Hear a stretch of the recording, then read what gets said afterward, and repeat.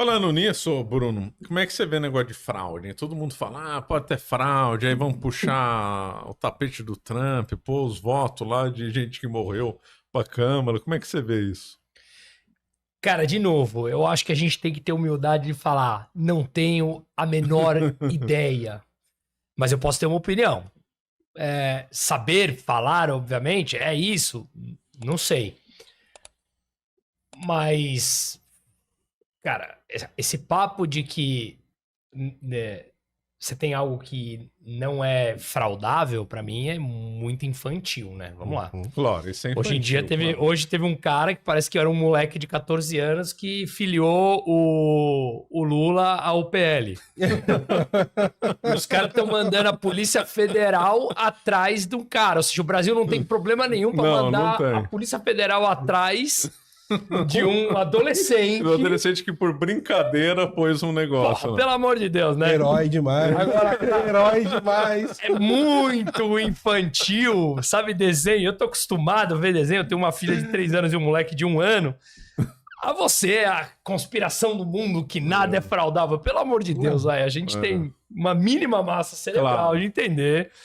E talvez a gente não possa falar tão explicitamente aqui, mas para bom entendedor, meia palavra basta do que eu tô falando. Então, esse papo de que não é possível acontecer, não me pega. Se há possibilidade, tá claro, pode acontecer. E também tá muito claro que o sistema é contra o Trump, assim como era contra o Bolsonaro, assim como é contra o Milei, só que o Milei, eu acho que a Argentina é um caso específico, chegou na beira do abismo, e aí quando a população pede uma mudança, né? eu acho muito triste a gente ter que esperar ficar pendurado no abismo para pedir mudança. O Brasil tá dando sinais, estamos indo pro abismo, tudo bem, acelera mais. Amigão, largar as drogas 20 anos depois dói mais do que se você tá usando uma semana. Larga se você tá usando uma semana. Perfeito. Então, a gente tá dando sinais disso. Mas, infelizmente, a população parece que só aprende, então acelera pro abismo e vamos nessa. Mas, dito isso, eu acho que é completamente possível. Principalmente, e aí me levanta a luz, quando tá tão pau a pau. Porque 2% pra lá ou pra cá é muito difícil você pode tirar. alterar, né? É muito difícil. Se você pega uma eleição aqui em São Paulo, 60-40... Ou Venezuela, 75-35 pro Edmundo, né? Foi 75, não é isso? 75-35? Não, foi 68. 78, então 70-30, vai. É muito difícil. É muito difícil você enganar ali um número maior. Agora, porra, pega... não tô falando que aconteceu, hein? Mas pega a disputa em Fortaleza. Foi 0,4, 0,5 de diferença. Como é que você vai medir isso em número de pessoas? É simplesmente impossível você tirar a prova disso. Aí eu acho que e é o que consta nos Estados Unidos, está assim. Então, Tem possível... lugar que vai ter muito pouco diferença. Aí você está querendo dizer o seguinte, aí pega lá um estado, um condado... Aí condado que dá diferença às vezes. Que pode fazer eleição. No interior do não sei o que, entendeu? E aí com aqueles votos pelo correio, você pode ir lá preencher errado, lá como você quer. E ainda mais que lá começa a votar, já começou a votar, né? Acho que há 2 semanas. 25% da população já votou. Assim, que tem capacidade de votar. E tem alguns problemas em cima disso. É o que eu falo. Eu gosto muito do sistema eleitoral americano. O federal, porque... Ele não é o mais simples de entender, mas quando você entende, você fala, caramba, se tivesse isso no Brasil... Eu também, eu ainda gravei um vídeo defendendo o sistema americano. É muito exato. Bom. Deixa eu só, desculpa te interromper. Não, eu que interrompi. Nós começamos, eu já tinha terminado. Nós começamos o sistema eleitoral eletrônico aqui em 1996 no Brasil, certo? E ali parecia uma revolução. Como, meu todo Deus, mundo meu Deus, olha que lindo, o Brasil é paradoxal, tão atrasado em algo. Ou o sistema bancário. Nossa, agora vamos ter o Drex, assim, não sei o quê. Aí começa a levantar, põe o Pix, aí começa a levantar. Pera lá. Beleza, tem o benefício da facilidade e tal, mas quais são os meus riscos? E aí eu acho que a gente tá começando a amadurecer, como... Eu não tô nem falando a favor ou contra, eu tenho meu posicionamento, sou contra, mas você olha e fala, vale o debate. Não acha só pontos positivos. Vamos analisar os negativos e positivos e colocar no debate. Né?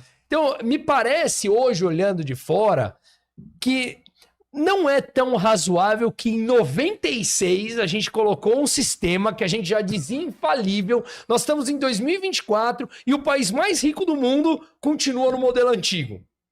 Pois é. E esse é o ponto, porque assim, lá nos Estados Unidos não tem uma justiça eleitoral, igual aqui no Brasil. Não tem. É completamente descentralizado. Ou seja, o país ele é uma federação de estados, é Estados Unidos da América. Então, cada estado é um componente e a união deles forma um país. Que deveria ser assim no Brasil, pela nossa Constituição, mas não é. E o que que acontece? Você tem 50 eleições dentro dos Estados Unidos.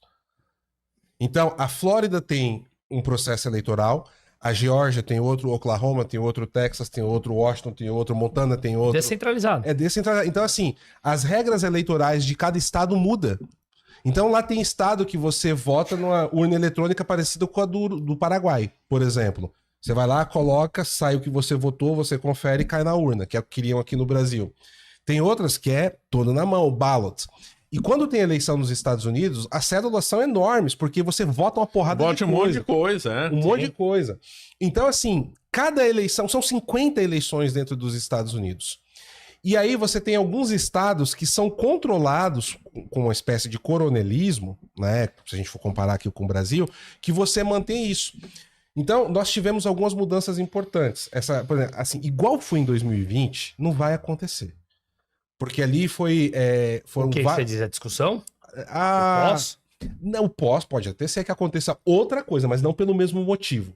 Ah, o voto pelo correio, assim, não, por quê? Ali foi o seguinte, você tinha a questão da pandemia, e a pandemia, ela levou o secretário de Estado estadual, que é o cara que é responsável dentro do Estado por organizar a eleição. Em 2004, quando o John Kerry perde a eleição para o Bush, o Partido das Sombras, o Soros, fala assim, olha, a gente precisa voltar a atenção para esse cargo de secretário de Estado estadual. Porque em 2000 a gente tomou na orelha. Nossa, na 2000 Flórida, também teve um problema sério, o Bush e o Al Gore. E o Al né? Gore, então. E aí foi por conta do quê? Da forma de organização da eleição.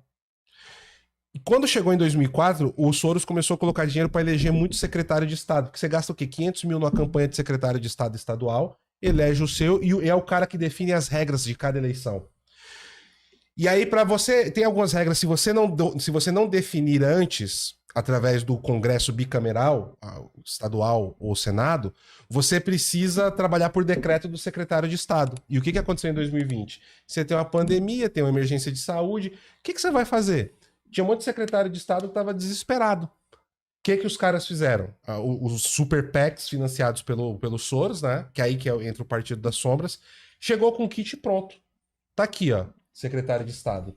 Aqui tem a empresa, aqui tem as normas de segurança. Tipo, o cara assim, nossa, que maravilha. Pegou todo o PAC. E teve um lobby dentro do Congresso americano para quê? Para que fosse definida as regras do voto pelo correio nos estados e não no âmbito federal. Apesar da emergência ser federal, eles conseguiram passar isso. E os republicanos não barraram, porque, não, a gente está preocupado aqui com outras coisas e tal. E os caras só tratorando por baixo dos panos. Resumo. Por que o Trump ficava falando assim, stop the count? E todo mundo ficava fazendo piada aqui no Brasil. Porque tava chegando o voto depois do horário que terminou a eleição e o pessoal tava jogando para dentro esses votos. E isso não pode. Foi na Geórgia, é isso? Foi na Geórgia? Foi em vários estados. Foi na Pensilvânia, foi no Wisconsin, foi na Geórgia, foi no Arizona. Tudo isso aconteceu. Então, houve essa derrama de votos por essa questão do voto pelo correio. Então, assim, já tem uma regra que está definida. Agora, a partir das 8, pode chegar uma carreta de voto aqui 8-1. Não entra, esses votos não são contados. Primeiro ponto. Então, a Pensilvânia foi o primeiro estado a fazer essa alteração, essa mudança. Outros estados estão fazendo mudanças mais firmes, porque, por exemplo, no Arizona teve muito caso de pessoas que morreram e votaram. Então, o Arizona é um outro estado que já implementou várias regras, principalmente apresentar documento para votar e etc. Então, por isso que estão falando que o Trump também está na frente do Arizona. Essa semana, a Virgínia teve uma polêmica gigante. Porque a Virgínia, apesar de ser um estado mais democrata, agora o governador lá é republicano, o Glenn Youngkin. Por conta de um problema que teve com o governador anterior, queria restringir o porte de armas, os virginianos pegaram todo mundo armado, cercaram o Capitólio. Não, a gente quer ter reunião com a governadora. Sentaram, o que você quer? Ninguém puxou arma nem nada, mas todo mundo foi lá com o seu direito de se armar, inclusive contra o Estado. É o que está na segunda emenda, né, americana. E o pessoal foi lá e exerceu o direito da segunda emenda. E aí envolveu uma outra questão de ideologia de gênero. Enfim, o republicano foi eleito, o Glenn Youngkin. E aí começaram a surgir, fizeram um levantamento a pedido do governador e identificaram que 1.200 pessoas que estavam registradas para votar que eram imigrantes ilegais dentro da Virgínia. E aí o estado da Virgínia entrou com um processo na Suprema Corte, na Justiça, na primeira instância, para que não pudesse ocorrer isso, essas pessoas fossem retiradas de outros casos que aparecessem. Aí o juiz lá da primeira instância, democrata, não, isso aqui você vai restringir, pode. Aí o Glenn Youngkin entrou na Suprema Corte, aí o governador ganhou por 6-3, foi terça-feira, anteontem. E aí agora aumentou a rigidez para voto de ilegal acontecer dentro da Virgínia, que era uma coisa que acontecia. Agora na Califórnia. Aí na Califórnia isso vai continuar acontecendo, no Oregon vai continuar acontecendo, Nova York vai continuar acontecendo. Não, Nova York e Califórnia já é caso perdido. Ali é democrata, acabou. Por que você acha que a Califórnia virou desse jeito? Bom, num estado rico, tem grandes empresas, tem o Vale do Silício, tem Google, tem isso, tem aquilo. O PIB da Califórnia é 2 vezes o PIB do Brasil em dólar, cara. Então, como é que virou daquele jeito lá? A Califórnia, se fosse um país, era o 5º maior PIB do mundo, cara. Olha, impressionante. E o Texas o Texas é maior que o do Brasil também. Maior que o do Brasil, maior que da Espanha e maior que da Rússia. Que da Espanha... Estamos falando em PIB nominal, né? Não PIB per capita. Até o do Brasil é maior do que o da Espanha, mas assim, é bizarro, né? Porque é muito parecido. Do Brasil, 1,7 tri, da Espanha, 1,4 tri, só que a Espanha tem 47 milhões de habitantes, o Brasil tem 203 milhões de habitantes. Então o PIB per capita é muito mais baixo aqui, né? A gente fala, costumam falar, o Brasil é a 10ª maior economia do mundo. Quando você vai analisar em PIB per capita, a gente cai para posição número 77, 78 do mundo. Então, cara, eu morei em 97, 98 na Califórnia, né? Era outro mundo, então, né? Meus pais, a gente pegou e falou e fomos pra lá, ficamos um ano e pouquinho, eu fiz high school lá. E é duro, é legal porque, porra, eu tenho muitas memórias na minha cabeça de família ali, nós 4, eu, meu pai, minha mãe, meu irmão, ali junto e tal. E duro ver o que tá acontecendo com a Califórnia. Eu compartilho ali no nosso grupo, a gente fala toda hora, eu compartilho e a gente sempre fala, porra, do que era e do que tá aparecendo, né? Pra Califórnia, faz uns anos que eu não vou. A última vez que eu fui foi em 2016. Pra Califórnia, especificamente, não pros Estados Unidos. Mas todo mundo que tem ido tem me falado que as imagens estão gritantes, assim, em Los Angeles. São Francisco, então, né? As pessoas morando realmente na rua. O número de pessoas que você vê viciado em droga, agora com esse K9, as pessoas andando toda zumbis na rua.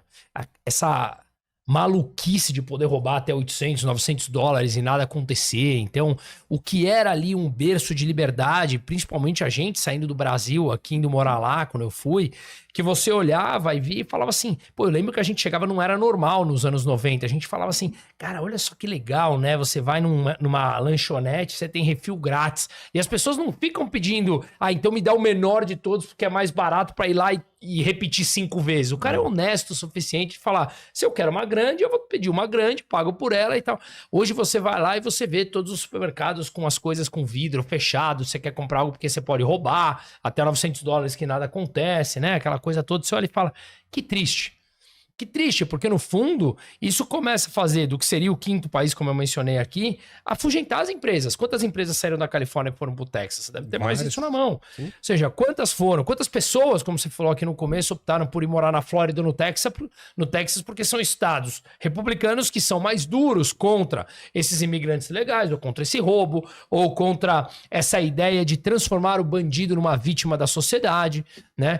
Que no fundo acaba transformando o cidadão do bem, trabalhador, que está muito mais exposto ao perigo no dia a dia das ruas. Então, é muito triste você ver isso em um estado que consegue ainda produzir uma riqueza absurda, Um PIB de quase 3 trilhões e meio de dólares, né? Então, aqui eu atribuo isso a essas políticas horríveis que a esquerda defende.